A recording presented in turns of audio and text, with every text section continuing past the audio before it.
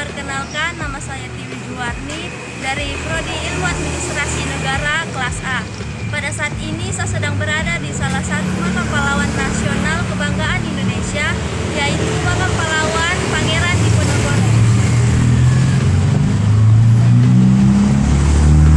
Berikut cuplikannya. Pangeran Diponegoro merupakan salah satu pahlawan nasional asal Jawa yang menghabiskan sisa hidupnya di Makassar.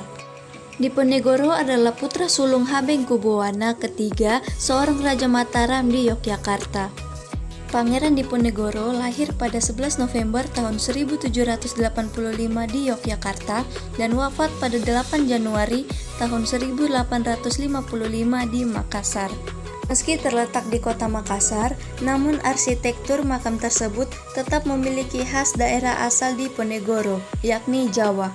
Pintu depan makam terdapat sebuah gapura berarsitektur Jawa dengan bentuk simetris berdiri kokoh di bagian depan halaman yang menjadi akses para pengunjung. Di dalamnya terdapat sekitar 66 bangunan makam, yaitu makam Pangeran Diponegoro dan istrinya Radin Ayu Ratu Ratnaningsih, 6 orang anaknya, 30 orang cucu, 19 orang cicit, dan 9 orang pengikutnya.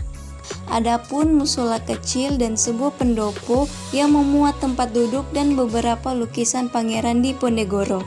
Terdapat pula replika kursi perundingan antara Pangeran Diponegoro dan Jenderal de Kock yang terjadi di Karesidenan Kedu, Magelang pada tanggal 28 Maret tahun 1830. Makam Pangeran Diponegoro dan istrinya Radin Ayu Ratu Ratnaningsih cukup menonjol dibanding makam lainnya. Tempat peristirahatan setinggi 2 meter itu dilengkapi cungkup berbentuk bangunan khas Jawa yang bergaya joglo.